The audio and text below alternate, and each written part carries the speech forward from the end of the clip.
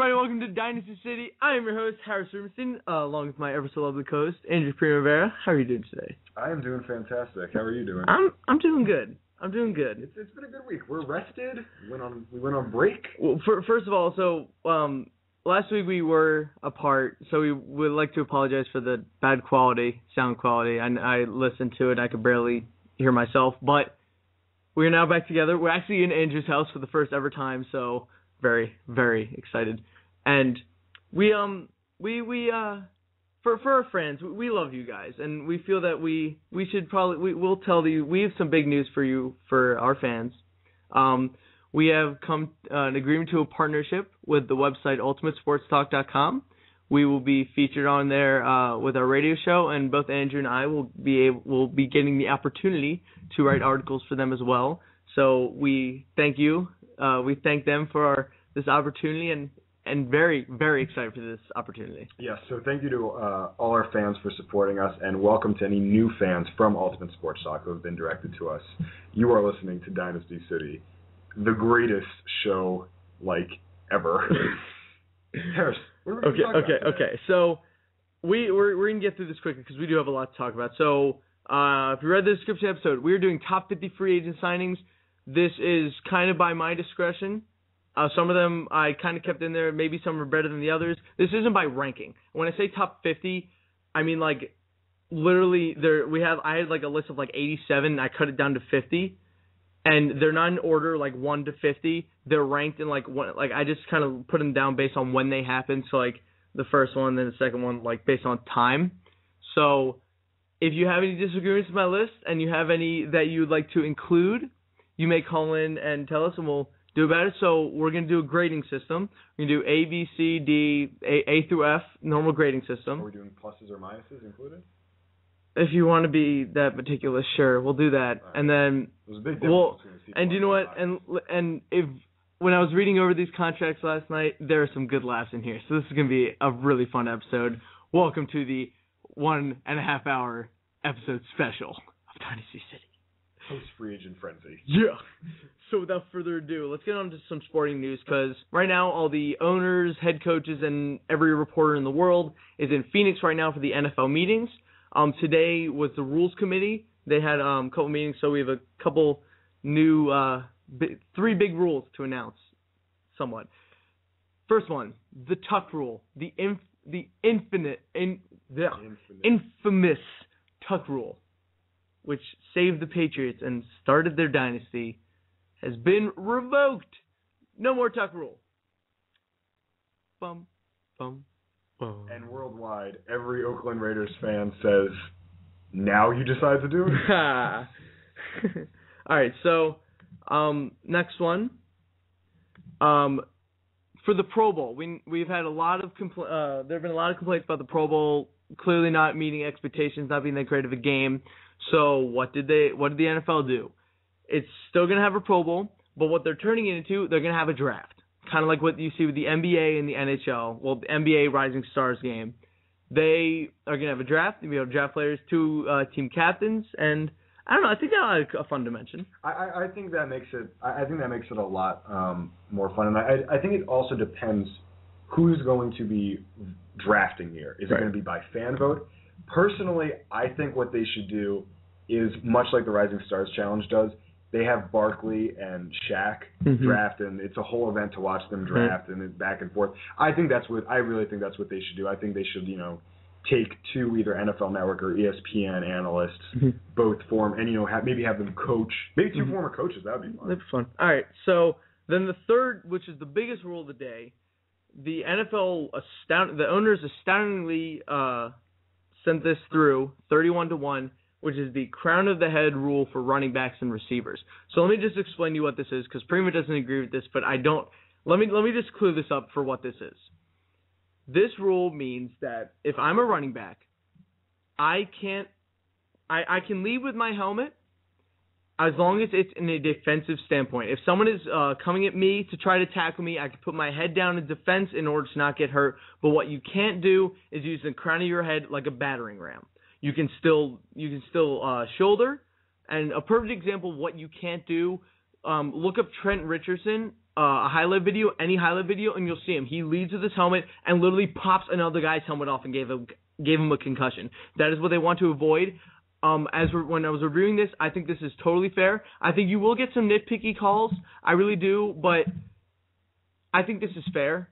I really do think this is fair, and I don't think it's gonna be as big of a deal as people think. This isn't good. I don't think this will be called as much as people think, but I think it's something that had to be done, and this is clearly tied in with the whole shebang-a-bang with the lawsuit.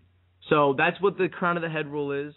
You can find more information on it. It's all over the place, but a gist of it: if a running back wants to truck over someone that's trying to tackle him, they can search Brandon Jacob highlight career videos, and that's how you do it because he's the master. Like, he is a bull. So yeah, I mean, I'm not crazy about this rule. I think that it's people are going to say it seems fine until we get into a moment where the game is on the line and a call like that is pulled. And granted, they're trying to avoid that by having it not be called in the red zone or on short yardage situations. But I can just see this happening and there being an outcry and a backlash. But what really surprises me is that it was a 31-1 ruling, which is just the parity between that. Well, what it is that this isn't coaches and players that are voting. These are NFL owners, right. And clearly this passing rule is being driven by this concussion debacle. So I mean, who's the one owner not to vote? The Cleveland Browns owner? I don't know. Because they were like, oh well. I don't know. Robert Kraft abstained from the Tuck rule voting. Yeah, but that was cool. But that was like a joke. That was nice. All right. So those are the three big rules that were announced today. So yeah, that's our sporting news. Not some stuff. And here, all right. So for March Madness fans, we will be discussing March Madness next week. This week we had to do NFL free agency because honestly,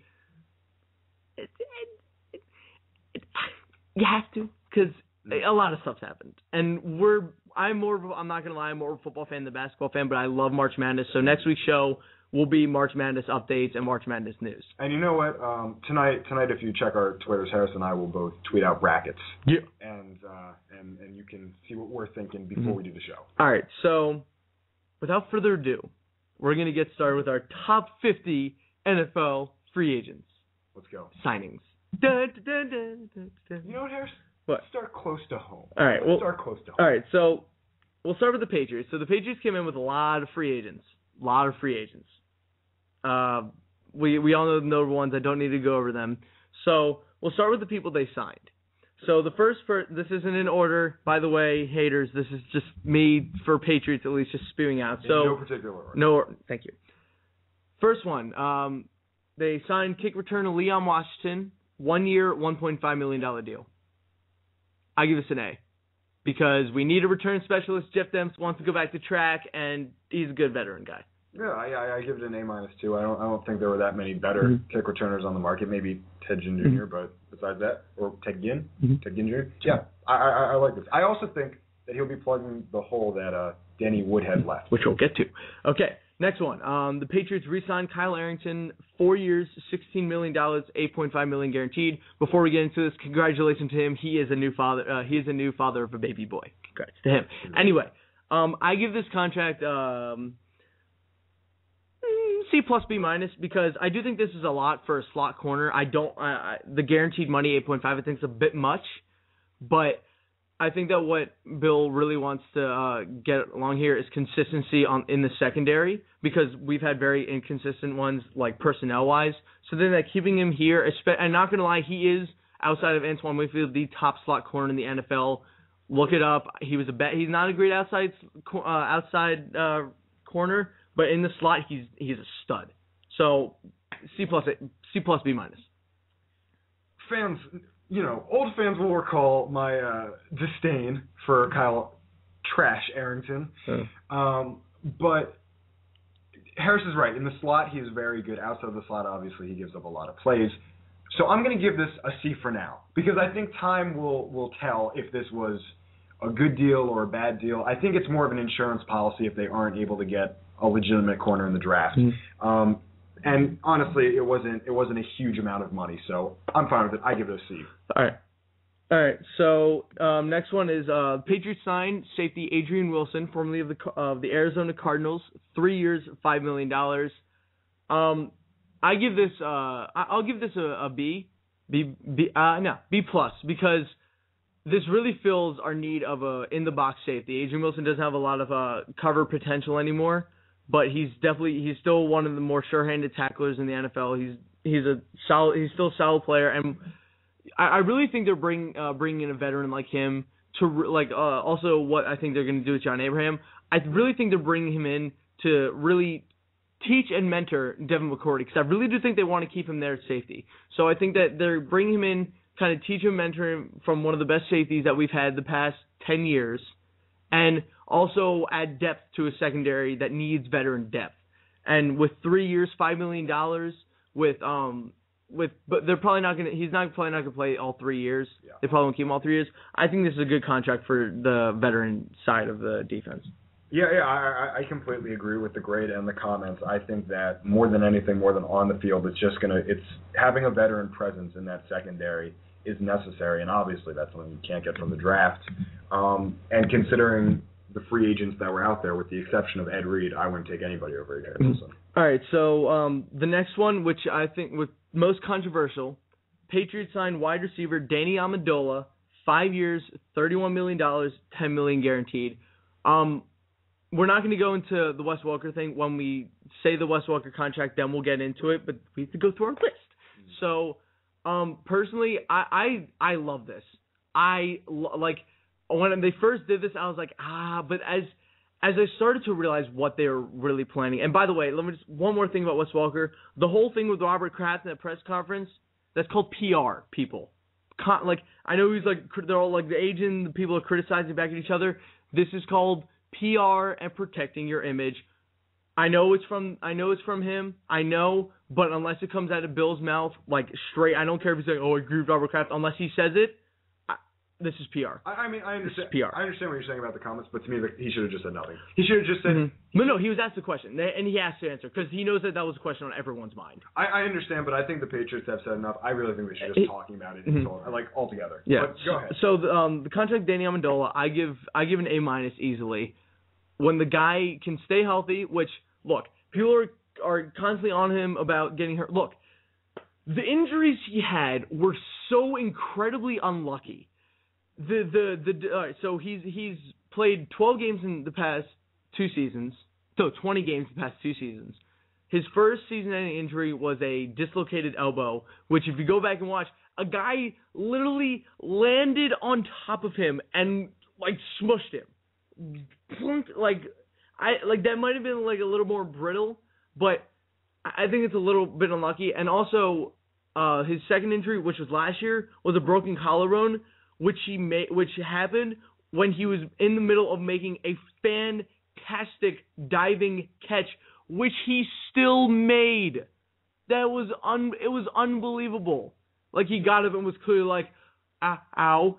But he still made the catch, and that shows you the type of potential he has.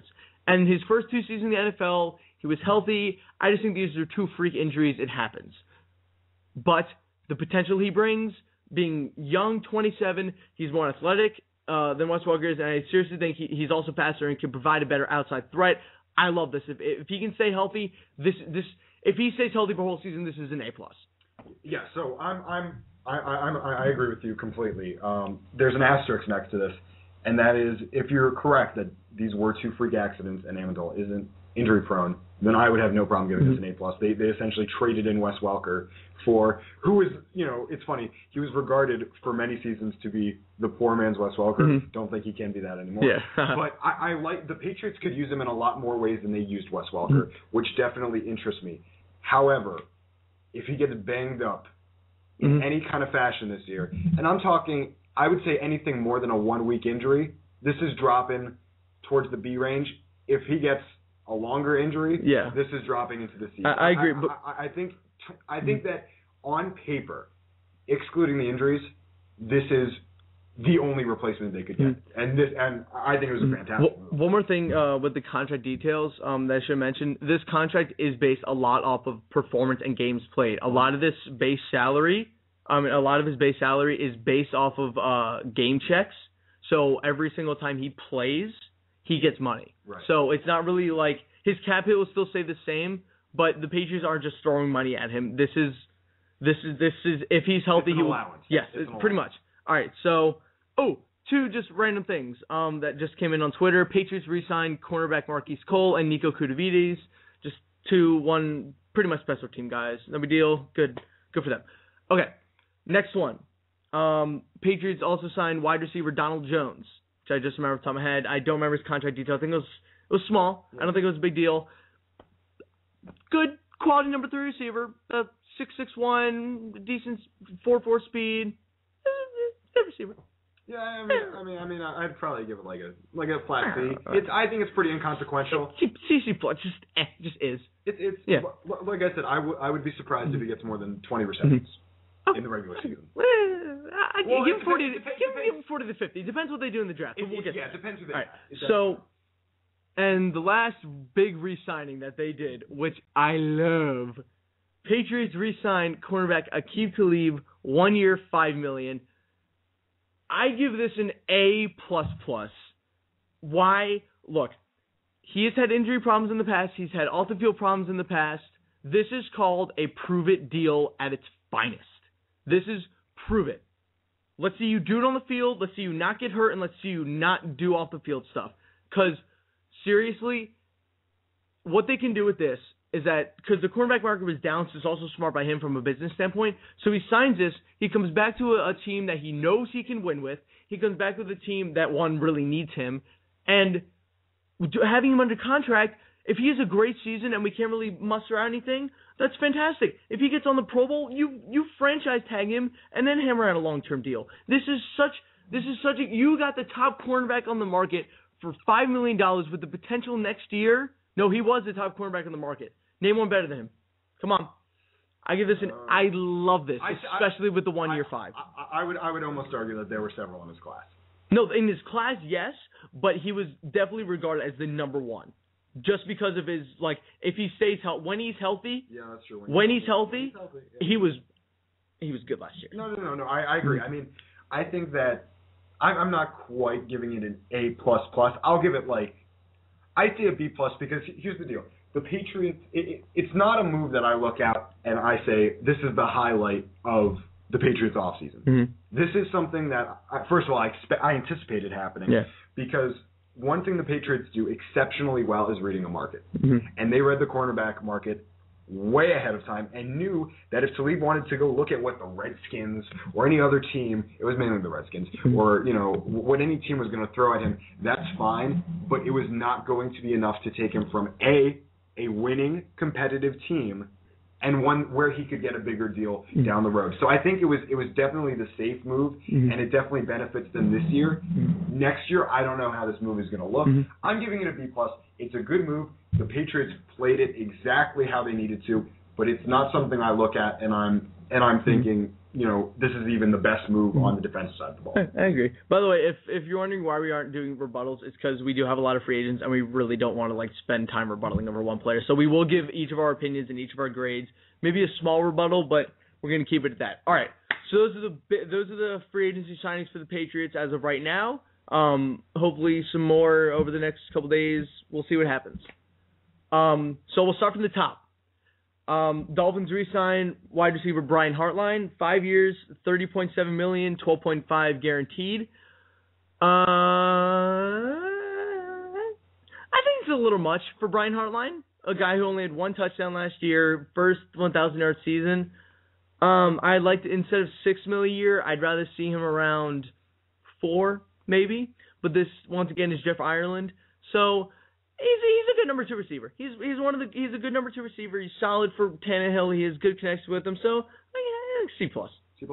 Yeah, I'd give it around the same area. I'd give it about a B-. I think that $6 million. That's debatable. Depends how much you value chemistry and how much you value a year of chemistry. Not even maybe half a season was when they really started to connect. I think the 5 years is the more interesting thing.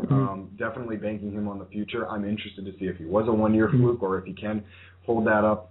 And as we'll talk about later, I think that his value will inherently increase being next to a more talented receiver who will go unnamed until we read it. For now. All right, so next one, Falcons re-signed safety William Moore, 5 years, $30 million total, $14 million guaranteed. I like this move. William Moore had a great year last year. He's a young guy, $6 million a year. That seems to be around the average that we're seeing for top flight safeties, which I think he is. BB plus. I think good player. Yeah, I'd give it a solid B. They did exactly what they needed to. If Brent Grimes comes back, it'll look like an even better move. Yeah. Bears signed tight end Martellus Bennett, 4 years, $20 million. See, like he had a good season last year, but the quote unquote black unicorn, I think he's overrated. I do like the position hunting though. Getting a tight end for Jay Cutler, a big target. I would have rather seen them get Jared Cook, who we'll get to, but I don't like this. I don't think he deserves $5 million. One good season. I'm going to be honest. I think that Martellus Bennett, he's fine. He's not the worst tight end. You can maybe get something out of him. I'm going to give this a D plus, just because of looking at the Bears roster. I understand they're trying to give Jay Cutler weapons, but when you bring Brandon Marshall in, and you still cannot get a really prominent passing offense, this is not a weapons. This is not a matter of weapons. They have Jeffrey, they have Marshall, they have weapons for Jay Cutler. And while they did make other signings that we'll get to very soon, I would have liked to see them completely rebuild that line. I don't think tight end is really necessary. And I don't think if they're going to go after a tight end, I really don't believe in getting Bennett. All right. So D plus for him, C for me. All right.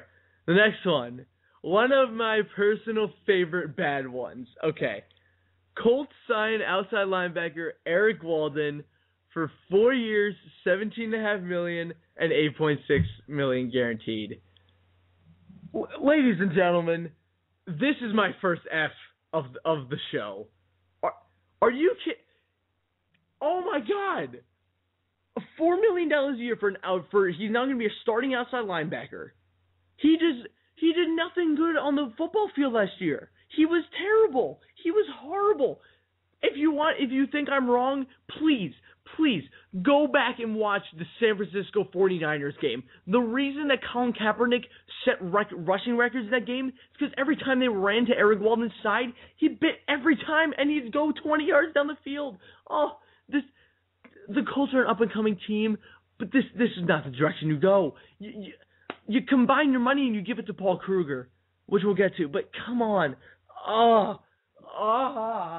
it's laughably funny, laughably terrible. Here's the thing: it's not that strange to me that the Colts would do this. It doesn't make it any worse. But when you look at how much they threw at Tom Zbikowski last year and Corey Redding, I think they overvalue defense, and I think that is clearly not their strong suit. And once again, they got a guy who is essentially a role player and paid him like a low quality starter. Not going to give it a total F. I'll give it a D. Not necessarily a good move, but we'll see. All right, next one. This is another funny one. I love this one too. Bears sign offensive tackle Jermon Bushrod, 5 years, $36 million, $17.7 million guaranteed. This is something that Matt Millen would do. Okay, look. Jamarcus Webb last year was bad. He was bad. Let's all be honest. Would you want to know who's equally as bad? Jermon Bushrod. Look, I don't care if he made the Pro Bowl. The only reason he made the Pro Bowl is because average NFL fans don't know who the good left tackles are in the league and see, oh, he's on the Saints, and with Drew Brees doing so well, he must be really good too. No, he ranked out as one of the worst left tackles in the year, and you just gave him $7 million a year? You think this is going to help Cutler? Ha! That's cute. D-.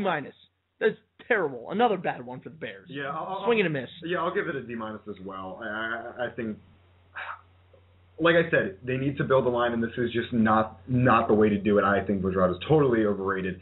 I think that his value was inflated by Grubbs and other members of that O-line. Awful. The Bears are awful. Next one, Colts sign offensive tackle Gosder Chairless, 5 years, $34 million, $10 million guaranteed. I think this is C minus. I mean, he had a good year last year. He's a good right tackle. They have Anthony Costanzo on the other side of left tackle, who I think is good.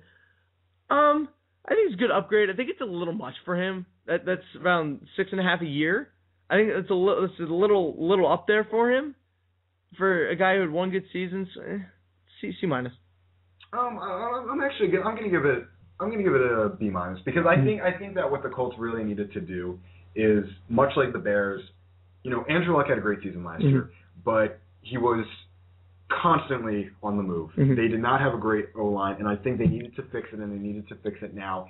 And I think that landing someone as good as Charles, even if he's a little overvalued or overpaid, to the Colts, he is worth that value. So I'm going to be a little more forgiving. I'm going to give it a B minus. I think that this is a good addition for them. All right. Next one. Dolphins sign inside linebacker Dannell Ellerbe. 5 years, $35 million, amount guaranteed. I don't believe it was released. I could not find it. Look, we all know the Ravens wanted him back at a reasonable price. What were they thinking? The guy, 5, 6? Maybe 5. The guy started, 6 games? Yeah, once Lewis got hurt. Yeah. After the Cowboys game. Yeah. Halfway through the year. So you just gave a linebacker who's, I still think, generally not proven, $7 million a year to patrol the inside. You also cut Carlos Dansby and Kevin Burnett, who both coming off very good seasons. Carlos Dansby or Kevin Burnett, I'm not sure which one, just played through a torch tricep for you, played very good years, and you're giving them up for a guy who started 6 games? Come on, Ireland. What? C minus again. Yeah, I'll also give it a C minus. I mean, it's not awful. Ellerbe is a fine player. Don't get me wrong. He could get even better. But I think it's just a classic situation where the Ravens defense gets overvalued by the rest of the league. I mean, look at Adelius Thomas, look at Jarrett Johnson, look at all these, look at Zubikowski, look at Corey Redding, look at who the Colts overpaid last year. I think that, while he looks good in the Ravens defense, I don't think he's going to look nearly as good in Miami. I think they overpaid for him way too much. Next one. I love this one. Titans sign guard Andy Levitre, 6 years, $46.8 million. I love this because they needed someone in the middle of that line of scrimmage to push through, and he is one of the best run-blocking guards in the league. Look at C.J. Spiller, look at Fred Jackson. Them running up the middle was not just their own skill. He was plowing the way for him. A lot of people think that this is overpaid, but look, he was the top guard in the market. He's top 5 guard in the league, and a very big need for them. And Steve Hutchinson is now gone. He retired.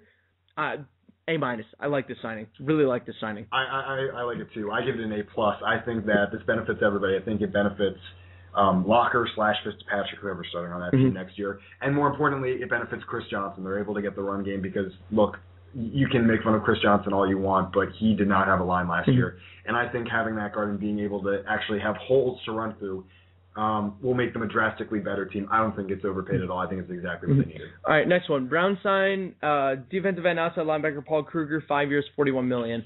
Now, I give this one a solid C+, because this is definitely, they need someone opposite Jabal Sheard, and Kruger was their guy. He was their guy that they needed on that opposite side. I think paying him $8 million a year is a little much, but I think it's also kind of half a bargain because rumors were he was looking for 10 to 11. So if he took 8, I think that the Browns are one of the best up-and-coming teams. That's just me. I think this is good. I think this is good for them if he performs up to his contract without Suggs. We'll see what happens. It's a great contract for them, but if he pulls a Jason Babin and does nothing, then it'll drop. But I think for right now, C+. I'm gonna go a C- on this one. Kruger was phenomenal in the late stretch on the Ravens Super Bowl run, but this is a guy that wasn't. He was a role player all throughout the regular season, and you don't even want to go back and look at the season before that. Now, granted, what he showed in the playoffs could be, and the postseason could be a sign of things to come. But I am skeptical if he can play up to that level. I don't think he's going to earn as much as this contract is worth. It's more of a question for me how close he can come to that, and if he can complement their defense in the way they need it. Because while they have, a fine secondary with Hayden, they could use a pass rusher. I agree. All right. Next one is... It's a big one. Mike Wallace, Dolphins. Arguably the number one free agent on the market, period. 5 years, $65 million, $30 million guaranteed. I am a true believer that Mike Wallace is an overrated player. I really do. I mean, he was good with the Steelers, but look at his quarterback with the Steelers. Ben Roethlisberger, who has one of the biggest arms in the NFL. I think that is seriously a reason why that Mike Wallace had such great numbers deep downfield, along with him being extremely fast. I don't think he's a great route runner. He has okay hands. He is the number one receiver in the NFL. I'll give him that. But Tannehill doesn't have a huge arm. He doesn't. He's not known. No, he's not known for a cannon. He's not known for a deep field. Like, not as bad as Matt Barkley, but he's not known for being able to chuck the ball 60 yards down the field the first streaking touchdown. I don't like this because I don't think that Wallace is the right receiver for this team. I think that they overpaid, but they kind of had to. I give this a C- just because I don't think he is the right receiver for this team. I think that Greg Jennings, even though they didn't really want him, I think he would have been a much better fit for this team. They need possession and great route running receivers, not speed spread the field receivers. That's what I think. So where do you give it? C-. C-. I'm a lot more positive about this. I would actually give it an A-. I think context is key with this contract. I think what you have to look at is the Dolphins as an organization, what their reputation has been. In the past, they have failed to land free agents, big-name free agents, because honestly, they've offered what the rest of the league has offered players. And because of that, these players aren't going to look at like a team like Miami and be like, oh, well, I'm just out of the good of my heart and out of the good weather, I'm going to go to Miami instead of a competitive team. No, they're going to go to a team that can compete. Miami hasn't competed in arguably a decade. My love affair with this contract is that Miami finally just put a stake in the ground and said, look, Mike Wallace is a player that, while he may not necessarily fit completely with Tannehill, complements our other receiver who we just signed or we're just about to re-sign for the same length of time. And what they're thinking is that we will have a much more diverse and lethal receiving core if we can get Wallace. They knew Wallace was their guy. They didn't want Jennings. They wanted a young guy that they could build a foundation off of. They didn't want Jennings because they're not contending yet. Jennings would only be a 3-4 year solution. Wallace is 5 years and maybe even beyond. So I applaud Jeff Ireland and the front office of the Miami Dolphins for taking what they want. Mike Wallace was going to get this kind of money somewhere else. You can't deny that. Is that overpaid? Sure. But for a team like the Dolphins, who is desperately in need of someone exciting with big playability on the offensive side of the ball, this was the right move for them, and I absolutely love it. Well, agree. I'll give it an A. Our first big separation. All right, next one. Another funny one. Rams signed tight end Jared Cook Jr. 5 years, $35.1 million, $19 million guaranteed. Why? Like, why? I know this guy, everyone's always raving, oh, he has so much potential, oh, blah, blah, blah, he would have done so much better if the Titans used him correctly. Look, this is the NFL. If he was using all of his quote-unquote potential and was trying his hardest, he would have been successful. Plain and simple. Plain and simple. Like, he was the best receiver on that team. If he has so much potential, why he must have been... I don't like this. There's something behind him that I seriously think there's an effort issue here. I really do. And I don't think you give $7 million to a guy with an effort issue. C-. I can just C. I'm going to keep giving it to my C-minuses. I'm gonna be in the same range. I'm gonna give it a C. Jared Cook has long been. I mean, if you play fantasy football, you know Jared Cook's name because he has been on the deep sleeper list for like 5 years. So, I mean, maybe he just didn't fit in with the Titans. Maybe I'm sure on the Rams he will do better than he did on the Titans. And as far as his effort goes, as you pointed out, if there's anybody that's going to be able to get him to wake up, I do believe in Jeff Fisher. I think he's a great motivator. I think he's a great coach. But I think this is a little too much. Yeah. I think that he's a good tight end, sure. He's one of the better, if not the best tight end that was on the market, but it was a weak year for the tight end position. So I don't necessarily agree with this amount of money, especially the guaranteed money. Yeah. All right, so next one. Eagles signed former Patriots safety Patrick Chung, 3 years, $10 million. Do you know what? I like this. I think that the best thing for him was a change of scenery, a new defense, new head coach, not getting paid that much money. I give this a B. I give it a B. I mean, he's not. I still don't think he's gonna be a stellar player like we all thought. But he's going back to his coach, his old coach at Oregon. He's still a solid player. He's not bad by any means. The Patriots just got fed up with him. He just wasn't fitting. So I think that another change of scenery would be good for him. BB plus. Yeah, I'm gonna agree with that, and I think I'm going to give it an A- just because I think he will do a lot better on the Eagles, not necessarily for a change of scenery, but because he's back with Chip Kelly. Mm-hmm. And I think that it is very smart. I mean, some people are a little more skeptical of Chip Kelly essentially trying to rebuild his teams of years past on the Eagles by going after so many Oregon players. I'm in agreement with it, personally. I think that if you already have a pre-existing relationship with these guys, and that I think that he's going to be able to get more out of them, and I think they're going to, right off the bat, understand the schemes he's trying to run. Mm-hmm. I give it an A-. I think the price was right. Can't really fault this. Mm-hmm. Next one of my favorite players in the NFL. Really? Titans signed tight end Delanie Walker, 4 years, $17.5 million, $8.6 million guaranteed. That is what you should be paying a tight end. That right there is a good contract. That right there is a solid player on a average team, I still think, but I love Delanie Walker. If there's anything that John Gruden and I have ever agreed on, because I dislike him greatly, I've never actually raved about him, I don't think. This guy is the Swiss Army knife of the NFL. He can do everything. He can block, he can catch, he can run with the football, he can do special teams, he can tackle. He is an all-around great player. They got him for three and a half a year with only eight and a half guaranteed. Love this. A. Love it. I'll give it a B. I like Delanie Walker. Don't get me wrong. Obviously, he wasn't doing much in the 49ers system when you're sitting behind Vernon Davis, a top 3 tight end, top 5. All right, fine, top 5, depending what week you look at him. But I'm not crazy about the amount of money. I think Walker is a very good tight end. Is he an improvement over Jared Cook? Perhaps, especially seeing the amount of money Jared Cook asked for. But I think he's an unproven commodity right now outside of a 49er system. So I'm going to wait on this. I'm going to say B-. All right. Next one. Lions re-signed cornerback Chris Houston, 5 years, $25 million. I think Chris Houston, when healthy, is a top-flight safety.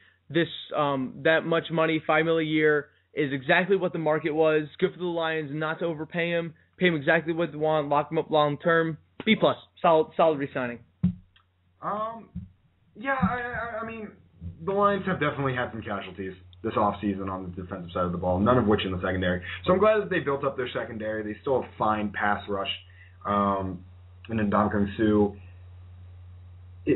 They needed him. Yeah, they needed him. So the money on some teams would be overpaid. I think it's fine here. It's fine here. Next one. Colts signed former Patriots guard Donald Thomas, 4 years, $14 million. Like this deal. Thomas performed very well when he was with the Patriots, when he actually played. He was a backup for us last year, but filled in very well for Connolly, filled in well for Mankins when they went down. I think the money's good around three a year, which I think is good because obviously he was a backup. He didn't really do a lot, but I think this is worth him. I give this a B+. Yeah, they're plugging a huge hole here on the offensive line.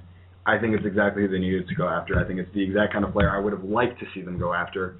and for an amount of money that I think is very, very feasible. I think they could have paid more for him, to be honest. So I'd give that an A. All right. Next one, Vikings re-signed fullback Jerome Felton, 3 years, $7.5 million. Ladies and gentlemen, this guy is this is the lead blocker for your reigning MVP, Adrian Peterson. Go back and look at the highlights. On a lot of his big runs, guess who was leading the way? This guy. He'd take out a linebacker, then AP would do the rest. On a team that needs this type of fullback, A+. A+. A+. On most teams, the fullback position is all but dead. Yeah. I mean, it's quickly becoming extinct. However, on a team like the Vikings, when you have Adrian Peterson, and you just lost Percy Harvin, who was a very good blocker for Adrian Peterson, I think you absolutely need to retain Felton. I think this is what the Vikings needed to do. All right, next one. Seahawks. Technically re-sign wide receiver Percy Harvin, 6 years, $67 million, $25.5 million guaranteed. This is a tough one to call because I think that although this is the money he wants, and I think that he is worth this money because when he is on, he is on. He's not an injury. I don't think he's an injury issue. Last year with the ankle, I think was an anomaly. The migraines are gone. He hasn't had one in 3 years. When he is himself, he is hands down, I think the best open field runner in the entire NFL. He is crazy. Go look at his highlights against the Titans last year. There was a play, he was at like the 10-yard line. He literally juked 3 separate linebackers and then stiff-armed a corner and went to the end zone. I've never seen that before from a wide receiver, especially someone for his size. I do like this, but if he starts being the whiny child that we know, I think that this is bad. But I think, look, you gave the guys money. He's going to a winning team with a great environment, which all the people have been talking about. Great environment around the Seahawks right now. Great vibe. If this works out, this is definitely an A+ because he wanted like $15 million, so they gave him 11. If he starts being that whiny child and complaining again, it goes down to a C. Yeah, I'd give it right now a B+. I'm very high on Percy Harvin. I'm very high on the Seahawks, and I think that they are. I don't think he's going to be a whining child because if you ask me, look at all the problem projects that the Seahawks have adopted. Bruce Irvin. I don't even need to list all of them. Yeah. It would take too long. I would list the entire roster for that. But Pete Carroll is very, very good about getting players focused on the game and working as a team. And he was able to do that when the Seahawks did not have a winning record. They are now a playoff team. I think Percy Harvin will shut up. I think migraines will not be an issue. I don't think injury will be an issue. And I think from week 1, he's going to hit it right off the bat with Russell Wilson. I think there's no question. I think this was exactly what they needed to pay him. And I got to say, I love the 6 years. I love the 6 years. I do too. All right. I imagine something like grade. I'll take it. B+. B+. All right. Next one. Broncos signed guard Luis Vasquez, 4 years, $23.5 million, $13 million guaranteed. It's about $5 million a year. He is another one of the top guards.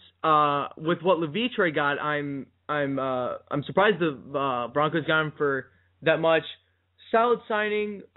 He's a good guard. I don't think he's anything totally special, but seals up a need. B+.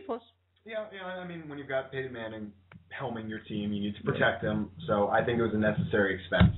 A little more than I would have liked. I'll give it a flat B. All right. Next one. Oh boy, another good one. Chiefs signed wide receiver Donnie Avery, 3 years, $11 million. What are you doing, Chiefs? You just signed Steve Breston 2.0 to $3 million a year. Donnie Avery is a backup receiver best. Okay, he backed up T.Y. Hilton last year. He's okay at best. Okay receivers are not worth $3 million a year. No, they are not.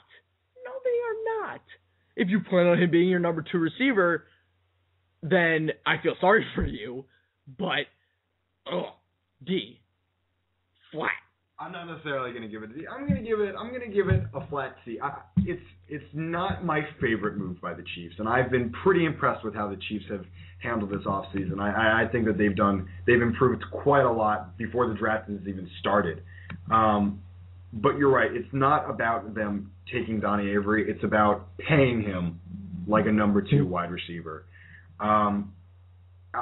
Honestly, I don't think he's going to do anything with them. I really don't. I'll stick with a C. All right, next one. Buccaneers signed safety Deshaun Goldson, 5 years, $41.25 million, $22 million guaranteed. You know, don't get me wrong. Deshaun Golson's a great safety. Definitely one of the top safeties in the league. He got the contract he wanted. I think that's what you had to give. Another one of the situations, but I don't see the reason. Like, they just drafted Mark Barron. I know they were looking for a replacement to Rondé Barber. They already had one. And I know he's not like a big name guy, but they have a replacement for Rondé Barber and a guy named Ahmad Black, who, when he played, was a very good. He was exactly what they need. He was a great cover safety. They have Mark Barron, who literally kicks the crap out of people. And then they have him. I don't see the need of dishing out this type of money and wasting cap space on this, especially for 5 years. They could have spent it on something. They could have spent it on something much more useful. I think, like a linebacker or something. Maybe even a cornerback, which they desperately need. Well, see, I think what they're valuing Goldson with is that, yes, they don't have a corner, but Goldson is a safety that last year made several corners look dramatically better than they actually are. Mm-hmm. And I'm not here to say that the 49ers had a bad secondary by any means, but what I am saying is that Chris Culliver and who used to play for us? What corner on that team? On the Patriots? Yeah. There was a corner. Whitner. Whitner was Bills. Dante Whitner was Bills. He was the Bills. He played against us. So Whitner and Culliver are I'd say at best. They are not elite corners. They are not great corners. They're okay corners. So I think what they're looking at is that Goldson can hold a secondary down on his own and put it on his shoulders. And I think that's what they're hoping. They're essentially hoping that he can buy time until they can get better corners, probably through the draft. Right. However, as far as the amount of money goes, I think you're I think you're forgetting how much money they have. They have a lot of money and a lot of money in the future. They're going to spend a lot to get a safety, and I think he's worth the money. I'm going to give it a B+. Mm-hmm. All right. Next one. Lions sign running back Reggie Bush, whose initials, by the way, spell out RB. You are the first person to notice that. 4 years, $16 million, average $4 million a year. I like this. Fills a need for them, not too expensive. I still think that Reggie Bush is capable of big things. And, he wasn't bad. He wasn't bad with the Dolphins. He rushed for over 2,000 yards in 2 years. Nothing wrong with that. Good running back. They needed a fast running back to match up with Mikel LeSure, who's a power runner. And for $4 million a year, definitely worth it. And he also got less than the guy we're going to he only got a little bit more than the next running back, which we're going to talk about, which was a joke. So I give the Reggie Bush B+. Yeah, I'm gonna go as far as to say it might even be an A-. I definitely like it. I think that you're right. Reggie Bush is by no means a bad running back. In fact, I think he has a lot of upside on this team. I think he complements their team well. He's obviously not going to be the focus of their offense, but I mean, when you've got Matt Stafford throwing to Calvin Johnson, and then Reggie Bush is the afterthought, I think that's a great quote unquote problem to have. And I think for Detroit, they got him for a deal. Yeah, I would argue they got him for a deal. Mm-hmm. All right, next, what'd you give it? I give it an A-. All right, next one. Yeah. Certainly not going to be an A-. Spoilers. The Titans signed running back Sean Green. 3 years, $10 million, 4.5 guaranteed. What?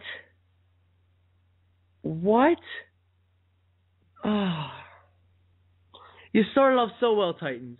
You started off so well with Delaney Walker and Levitre. Then you followed up with this crap. I know you need a power runner. I know. But there's this guy coming out in the draft named Levon Bell who's 245 pounds and looks like Brendan Jacobs. You're not going to need to pay him almost $4 million a year. Bad. D-. Unnecessary. Stupid. Bad. F. Ooh. I give it an F. I think that, first of all, why do you need a back like this? To be honest, because there are teams that would have started Sean Green. The Falcons probably would have started Sean Green if they hadn't gotten Steven Jackson. When you have Chris Johnson, I really don't think you need to pay a backup running back this much. I think it's a complete waste of money. I think it's a complete waste of money on somebody who doesn't even deserve this kind of contract. I give it an F. I totally do not like it. All right. The next one, possibly the biggest story of free agency. Broncos signed former Patriots wide receiver Wes Welker for a deal of 2 years, $12 million.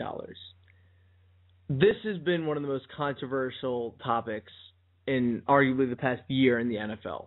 What was going to happen with Wes Welker? Is he going to come back to the Patriots? What's his market like? Going to this, both Andrew and I thought his market was around 8 to 9. Turns out we were totally wrong. This whole thing with the Patriots and Wes Welker going back and forth, I think is totally PR on both sides, trying to protect their images. I think there was a contract. I think the incentives. I think both the contract numbers are correct. I think with that, but this is a tough one for me because I do love Wes Welker. I thought they should bring him back. Now that he's gone, I'm starting to realize that maybe I think it will turn out for the best for the Patriots at least. But I think that the real loser here is Wes Welker. Look, he was the best receiver on a team with bad receivers. He was getting 110 catches a year. Yeah, he's going to the Broncos. Broncos have some, excuse my language, some damn good receivers with Demaryius Thomas and Eric Decker. So that means that he is now going to be the third option. Plus Tammy and Dreesen. He ain't getting no 110 catches this year, ladies and gentlemen. There's this thing called sharing catches, which he isn't used to. I don't think he is going to be very happy. I think he's going to be out of there after a year. 1 year, I think. But regardless, I still don't like. Everyone likes this value and contract and stuff. Well, now that the thing with Dumerville's came out, they're kind of not looking too happy. What did they need him for? I understand. I know this is taking away from the Patriots. I know. When was offense ever their problem? They averaged over 30 points a game. They didn't need offense. They needed a quarterback, which they did get, but we'll get back to. They didn't. This is good for them. This is good value. I think it'll help them. But ladies and gentlemen, this is more of a we are taking from a competitor's deal. That's what this is. And as a Patriots fan bias, I give this a B-. That's just not nice. I'm gonna go ahead and give this a B. I'm gonna go ahead and give this actually an A-. I understand what you're saying, and I totally agree with Wes Welker being the loser here because he is not going to be the first option. He's not going to be the second option. He's not going to be the third option. He's probably going to be the fourth option. But what you do have to, the reason they got him was not just to troll the Patriots and undermine their biggest competition in the AFC, because clearly the Ravens are not at the top of the AFC as it stands right now until they sign somebody. But what I think that they were looking for here is, look, Brandon Stokely is gone, and for as much as there is to be said about Demaryius Thomas and Eric Decker and Joel Dreesen, Jacob Tamme, these are young guys. And you definitely saw, especially in the postseason, that they're vulnerable to mistakes. That happens with growth. In your first few years, players drop a lot of balls. Look at Aaron Hernandez. He's still struggling to catch all the important balls in the playoffs. People trashed on Wes Welker in that AFC Championship, but Aaron Hernandez was dropping balls left and right, and he always does that. But that's part of growing in the NFL. You're not going to be able to catch everything in your first few years. It's a lot. It's a lot of workload. So I think what Wes Welker essentially was the replacement for Brandon Stokely. They needed a veteran presence on this offense besides Peyton Manning. And when you really look at it, with the exception of Willis McGahee, who is A, not a leader, and B, probably on his way out, I think that Wes Welker makes sense for them. I think that he is somebody that Peyton will adapt as a security blanket, but I'm going to be honest, it's never going to be the same. It's never going to be like it was between him and Tom Brady. I think he's going to miss the Patriots. I think he's going to miss it. He said in his press conference something that I think completely personifies the entire incident, which is the hardest part about it was leaving Tom. And if you take the organization, both organizations out of it, the fact of the matter is that Tom Brady and Wes Welker are probably one of the best wide receiver duos of all time in the NFL. And it's just very sad to see that broken up. It's a good move by the Broncos. I can't fault Elway in the front office for pulling this off. It upsets me on a personal level.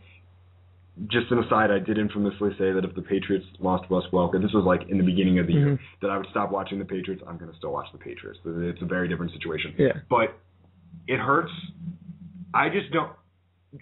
As I wrap this up, I just don't want Patriot fans to be too resentful towards Wes Welker because the Patriots didn't do a lot to retain him. Yeah. They gave him what they thought he deserved. They knew that they had to move on. The Broncos topped that just barely.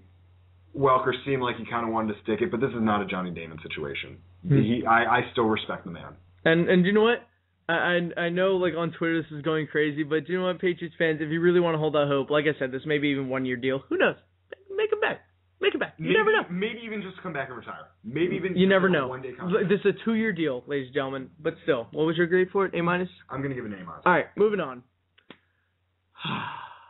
Big load off the shoulders right there, isn't it? All right. Falcons sign offensive tackle Sam Baker, 6 years, $41.5 million, $18.25 million guaranteed. They have franchise left tackle. This is maybe a little much, maybe a little up there. It's about 6.5 a year. B-. He's a good player. Probably worth a little too much, but franchise left tackle. It's kind of like Flacco. You need to give him that kind of money. Yeah, I mean, I'll give it a B. Matt Ryan needs protection. I think that obviously Steven Jackson benefits from a good offensive line. He used to one in St. Louis. Makes sense to me. All right, next one. Colts sign safety LaRon Landry, 4 years, $24 million, $14 million guaranteed. And the Colts swing and miss again. I think LaRon Landry, he did have a good year last year. I mean, it was a resurgent year for him. This is clearly the contract he was going for, and the Colts gave it to him. I don't think he's worth this kind of money, but he's overpaid. He does not. I don't think he's worth $6 million a year, especially if Deshaun Golson just made $8 million a year. And Deshaun Golson is 3 tiers better safety than he is. C-. Well, I completely agree, C- for the exact same reasons. I just think it's completely overpaid, and once again, it's a poor move on the defensive side by the Colts. They just don't know how to value these players. Next one. Moving on from the Colts shenanigans. Broncos sign cornerback Dominique Rodgers-Cromartie, 1 year, $5 million with a voidable second year. His nickname is DRC. You want to know what DRC also stands for? Doesn't really care, like he does when he plays football. Why do you think the Cardinals gave him up for Kevin Cobb? I've started to realize this. It's because the guy showed no effort. He has so much potential. He's so fast. He doesn't try. If he actually tried and lived up to all his potential, he would not be getting 1 year, $1 for $5 million offers. He is a good cornerback, but he doesn't try. Regardless, for the Broncos, I think this is a good value because if he does start playing really well, they can always do what the Patriots are doing with Talib. This is a good contract for them, so I give it a B because of prove it deal. I'm going to give it a little higher. I'm going to give it an A. I think that Jack Del Rio is able to handle player personalities very well. Even going back to when he was on the Ravens in the Super Bowl year, I'm talking about 2000. And I think that the contract makes sense. They essentially got him for a rental. I'm sure I would be surprised if they didn't draft a cornerback as well. So I think a 1 year experiment with DRC, totally worth the $5 million. I give it an A. All right. Next one. Chiefs sign cornerback Sean Smith. 3 years, $18 million, $11 million guaranteed. You know what? I think it's a little bit of an overpay because the Dolphins went into last season thinking, all right, this is his test run. Let's see if he can be our new franchise number one after they let Vontae Davis go. And they didn't even attempt to re-sign him. What does that show you? The good thing with the Chiefs is that he will be their number two corner. Exactly. But I think they overpaid for a number two corner. $6 million a year, I think, is a little much for him. He is a good player with good size, but I don't think you need to give him this much money. C+. Yeah, I'd give it a flat C. It doesn't make much sense to me because a year ago they refused to re-sign Brandon Carr for this exact reason that they didn't want to pay a number two cornerback this kind of money next to Brandon Flowers, who is a top five, let's be honest. So it just perplexes me that they did this again. But you know what? If Sean Smith develops well and develops well next to Brandon Flowers, that could be lethal. But that remains to be seen. Mm-hmm. I'll give it a C. We'll wait and see. All right. Next one. Oh, boy. Oh, my God. This is my favorite contract. Oh, my God. The Vikings re-signed Jerome Simpson to a 1-year, $2.1 million deal. Oh. What has he done besides flip over one guy to deserve a $2 million contract? I know that doesn't seem like a lot. That guy deserves nothing more than the veteran minimum. He's done nothing. He was hurt all last season. Why? You don't. I know you need a wide receiver, but why give them money? Why? This is so bad. This is stupid. Stupid. I understand you want to keep your in-house guys, but not for a guy who didn't perform at all. At all, they brought him in to be a number two receiver. The guy caught like 10 passes. This is another grade I would give a Matt Millen draft pick. Okay, all right. So what's your grade on this? F. F. I'm gonna be a little more forgiving. I'm gonna go ahead and give it a C+. What? Well, listen. Because first of all, it's a 1 year, and it's in a year where they have a lot of cap room and they can afford to make a contract like this. Here's the way I'm looking at it. You're totally right about your assessment of Jerome Simpson. He is drastically underperformed in every area that the Vikings expected. But I think with this $2.1 million, they're hoping to essentially say to him, look, we still believe in you. We still know you have the talent to do this. But you have 1 year to show us. And if you show us that you can, there will be more of this $2.1 million down the line. But you need to prove yourself. All right, and we have fixed every problem that you could possibly complain about. Ponder now has a number one receiver, which we'll get to. So you don't have to worry about being have to worry about being double teamed. So my thing is that I think that it's more of an encouragement, a goodwill contract to Jerome Simpson. And when they do have so much cap space, especially after losing Harvin and not having to worry about re-signing him, I think that it makes sense. I think that it's fine. I'm not terribly against it. C+. It's not great. I don't think it's as catastrophic as an F. He stinks, and this contract is a joke. Moving on. Eagles signed former Ravens cornerback Kerry Williams, 3 years, $17 million, 5.75 guaranteed.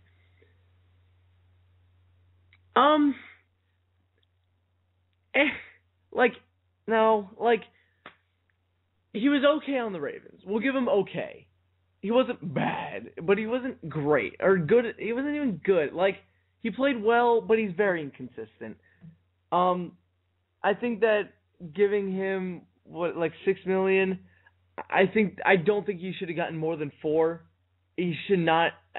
I think this is a wait. I think it's too much for him. I think they very much overpaid, but I give a C-. I just don't. I know you need to redo your cornerbacks, but why start with Kerry Williams? I'm gonna give it a C+. I'm gonna give it in generally the same area. I'm not crazy about Kerry Williams and his style of play, having watched him all last year on the Ravens. His main problem is that in man coverage, constantly gives his receiver way too much space. In the attempt that when a ball is thrown his receiver's way, he's gonna try to sign the ball. Now, granted, this has worked on several occasions, and he's looked amazing doing it, but he does it far too often, and he has no filter, and he does it on every single play, and we've seen him get burnt time and time again over that. Granted, he did that less in the postseason, so maybe that's what the Eagles are counting on.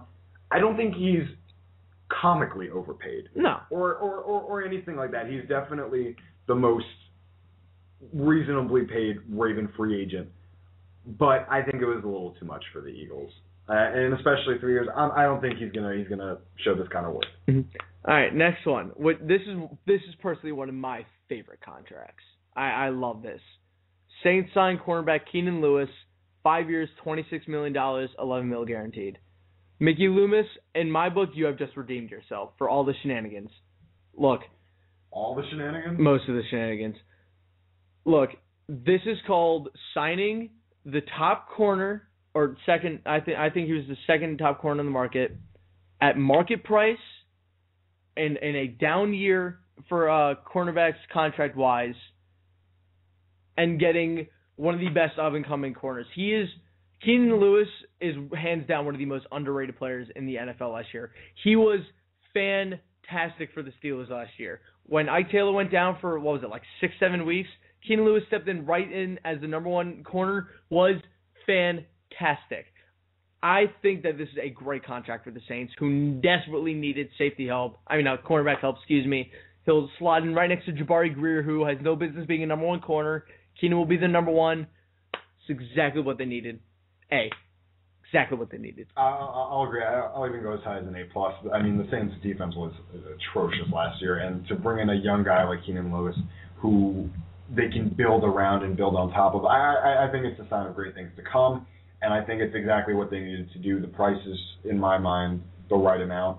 And one thing about Keenan Lewis is that he does what that defense desperately needed. Mm-hmm. Turnovers.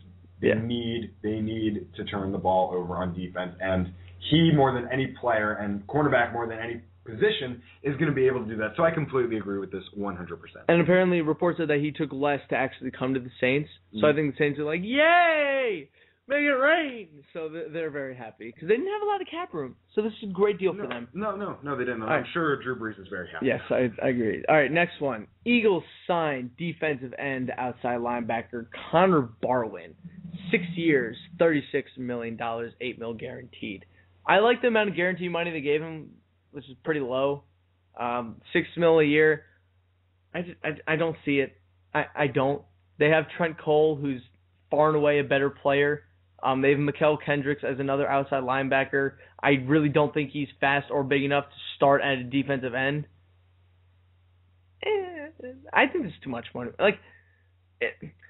In a market like this, because this has been a very strange free agent market money-wise, with Kruger getting 8,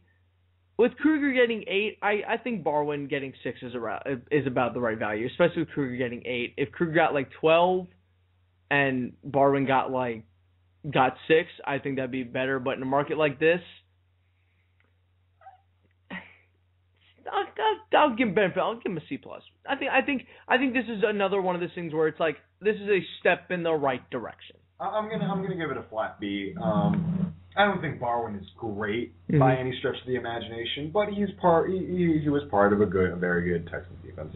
What surprises me more than the amount of money is the amount of years they're banking on him. 6 years is quite a long time for somebody who I'm not 100% sold on yet.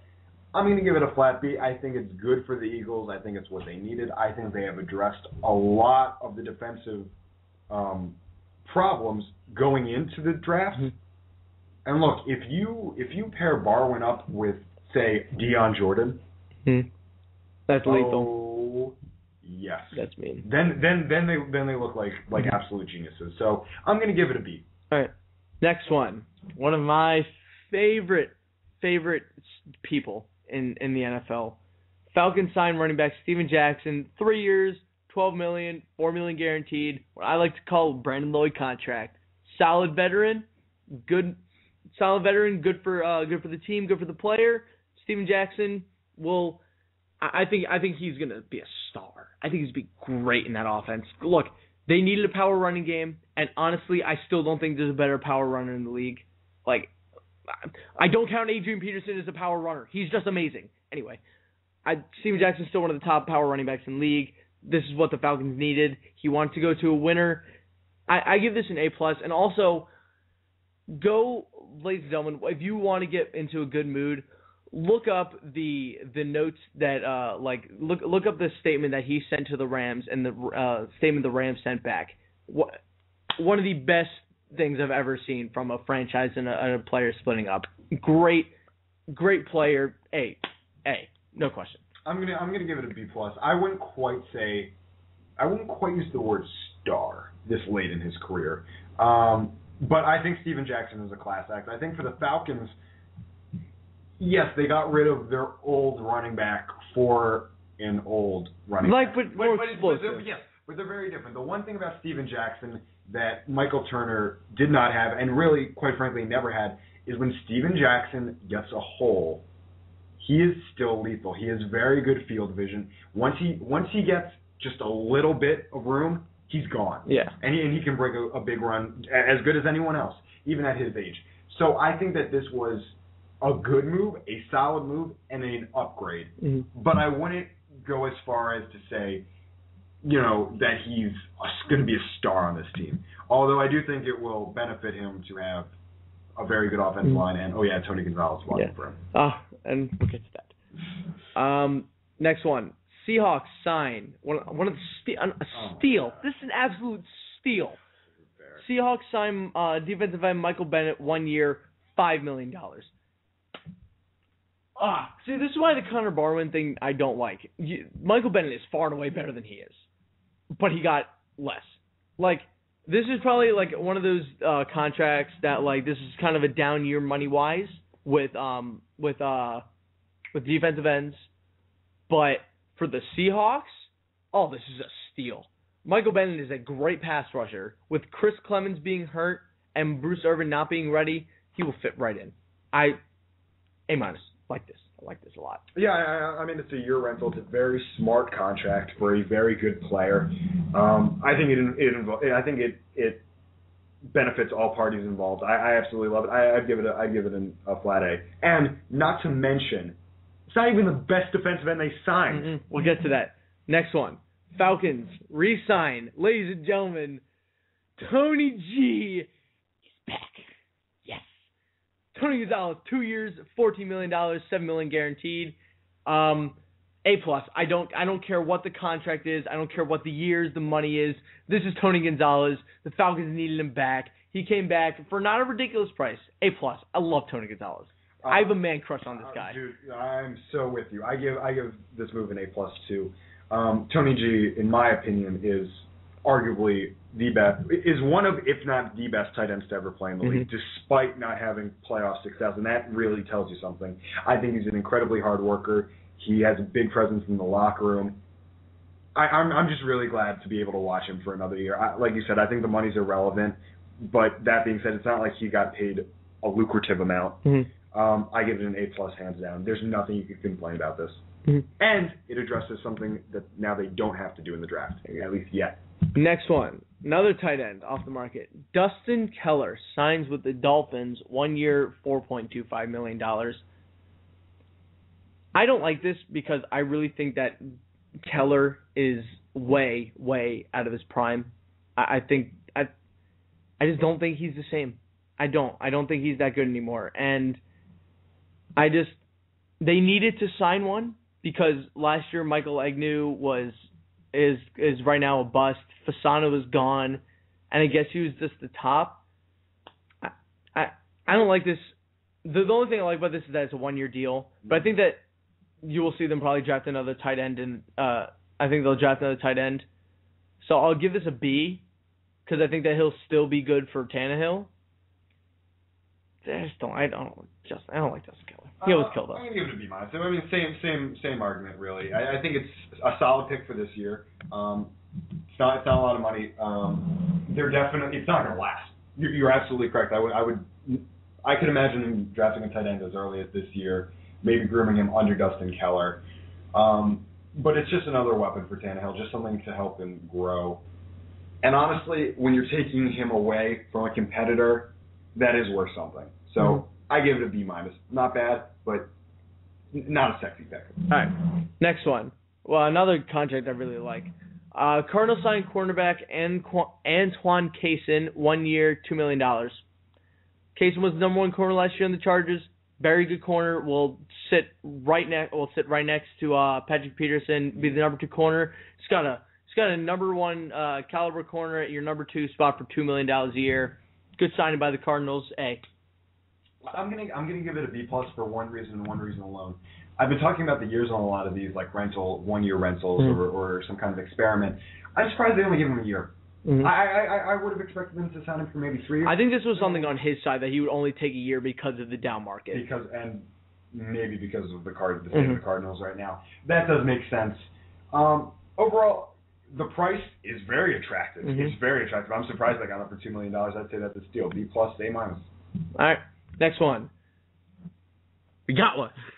Or you guys got one. Oh, what? The Ravens signed somebody? Sound the alarm. The Ravens signed defensive tackle Chris Canty, 3 years, $8 million. I like this signing after we saw a bonanza around the NFL of, you get a Raven, and then you get a Raven, you get a Raven. Everybody gets a Raven.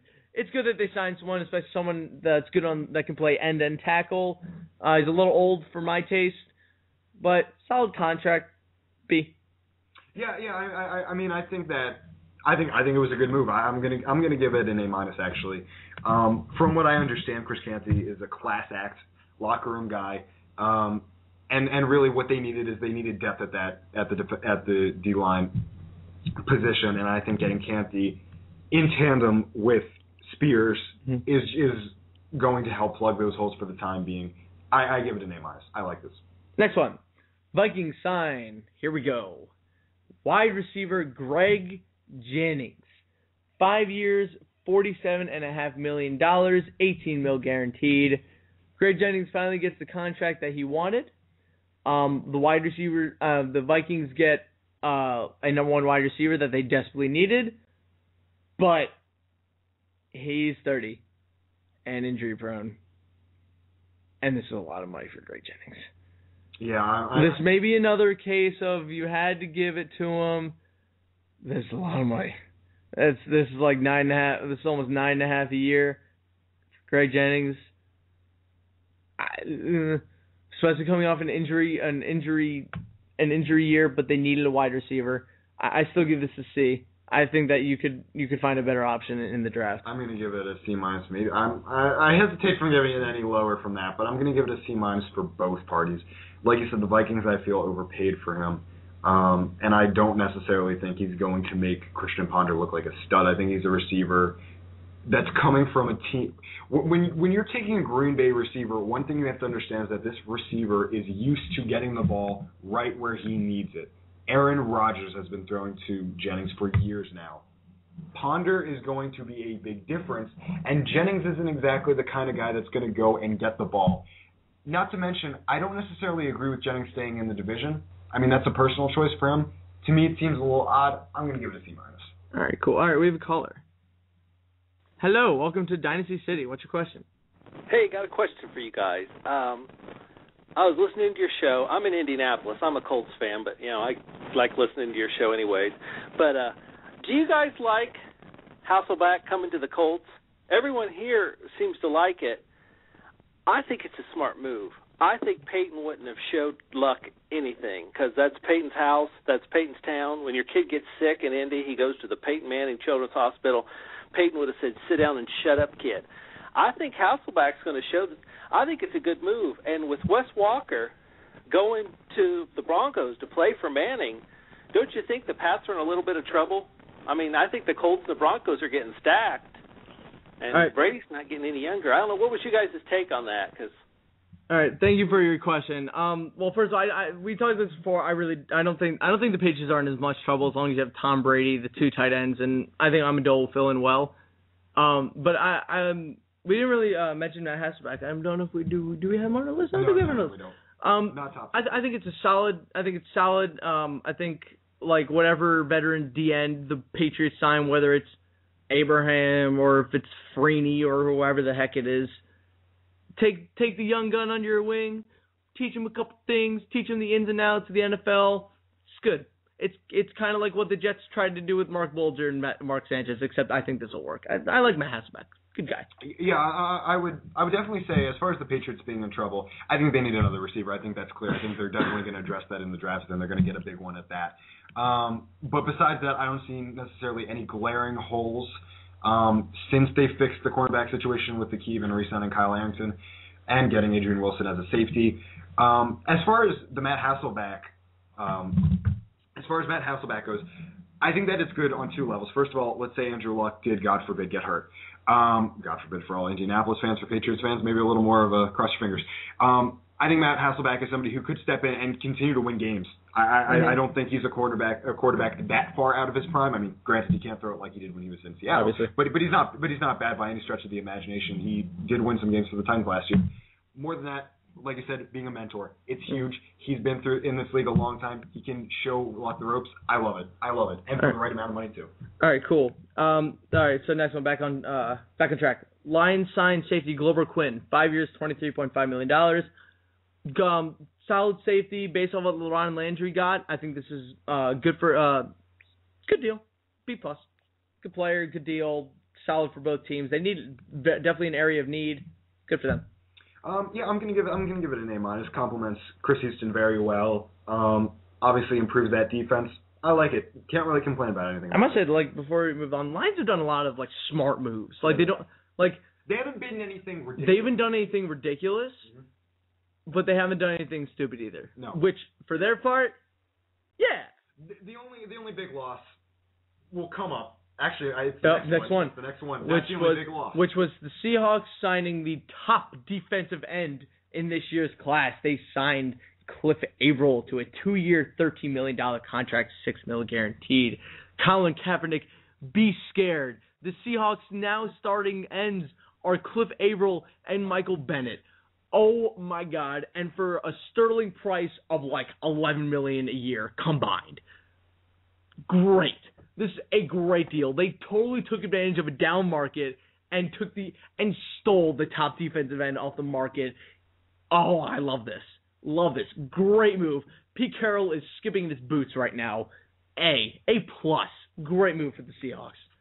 If I could give anything higher than an A+, I would give it. This is how much I love this pick. I love this pick so much that I immediately texted Harris, start printing Seahawks 2013 or 2014 Super Bowl champions. Because let me tell you something, this was the final piece. It wasn't even a piece they needed, but it's a piece that pushes them so... I mean, this defense goes from elite to hands down the best in the league, no competition. And for some who are going to say the 49ers have a better defense, look, their defensive line is flawless at this point. Their secondary, flawless. Their linebackers, good.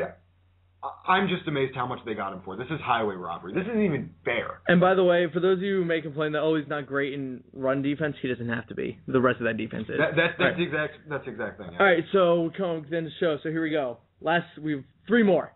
Rams signed offensive tackle Jake Long, 4 years, $36 million, with the longest physical in the history of the NFL. Came down to a decision between the Dolphins and the Rams. I don't really know about this, because they already had a good left tackle, Roger Saffold. Unless they're going to move him to right tackle, then I can understand it. I would like to see them spend money in a different place. Maybe, I don't know. It's okay. B-. If it works out, good for them. I mean, I like it. I think they signed the tackle they needed. I think that Sam Bradford is very happy. Richie Incognito is not very happy. If you check his Twitter, it's a little sad. But poor Richie. I mean, it took a while. We all kind of saw this coming. I'm gonna give it a B+. Right. Next one. Bengals re-sign inside linebacker Ray Maluga. Ray Maluga is becoming one of those players in the NFL that you think he's good, based off his name, what he did in college. He was, if I follow Pro Football Focus a lot, he was ranked as the worst starting middle linebacker in the league. Now, I mean, this isn't a lot of money, but I don't really think they need to re-sign him. If you're going to put him back in the middle, which apparently they are, I think you're making a big mistake. Vontaze Burfict did great last year playing in the middle, swallowed up everything. This is unnecessary. D+, maybe. Unnecessary. I'm gonna give it a C-. I'm not crazy about it. The money isn't awful. We'll see how this plays out. I'm skeptical. All right, and our last one, which another one of my favorites. Oh boy, Dolphins signed wide receiver Brandon Gibson to a 3-year, $9.78 million deal. I am convinced at this point that when Jeff Ireland goes into contract negotiations, he is straight drunk. Oh, God. Why? You just gave Mike Wallace $13 a year. You just gave Hartline $6 million a year. And now you're giving Brandon Gibson, who isn't... You're giving a borderline third, fourth wide receiver almost $3.5 a year. This is a little bit above Jerome Simpson. He's not much better than Jerome Simpson is. He was good last year in the Rams, but they didn't have anyone else to throw to. There's better wide receivers. Julian Edelman is better than him. Julian Edelman deserves his money more than Brandon Gibson does, honestly. Ugh. D. What do you? Come on, Dolphins. I'm gonna give it a flat C. I like Gibson. I think he's a fine wide receiver. I think he could develop into a better wide receiver. But the fact of the matter is you cannot dump this much money into one position, especially wide receiver. And I understand that it's only 3 years, and this will probably clear up when Tannehill's contract runs out and they have to re-sign him. But I understand re-signing Mike Wallace. The market dictated that. I understand Hartline. There's chemistry. You have to put a value on that. It's tough to assess that value for us on the outside looking in. This shows just a complete misunderstanding of the market. I think that they could have gotten, like you said, wide receivers that are comparable to Brandon Gibson for far less money. I'm not necessarily impressed with this. I don't think it was the Dolphins' best move. That being said, it's not a colossal mistake. It's not I think it'll hurt them next year and the year after that. But this year, not awful. We did it. We did it, ladies and gentlemen. That was our top 50 free agents this year. Personally, I was in Florida, constantly updating Twitter. I favorited Adam Schefter, so I knew how to open my phone to find out when he tweeted something. I like free agency personally. I love the excitement of it. I love to one day be part of it. But when it comes down to... Harris will be playing football, by the way. Oh, yeah.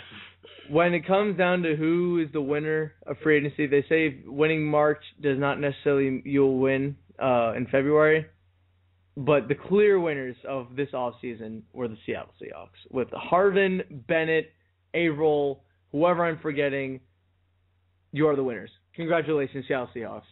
Who do you say the losers are? The losers? They had so much potential to do so much good. I seriously think the losers are the Colts. They had so much cap room to sign so many good players. And then with Eric Walden, Greg Toller, LaRon Landry, Matt Hasselbeck, no offense, but I mean, and Donald Thomas. You could have done better. I would disagree. Could have done a lot better. I think the Seahawks definitely won it. I think they won it by leaps and bounds.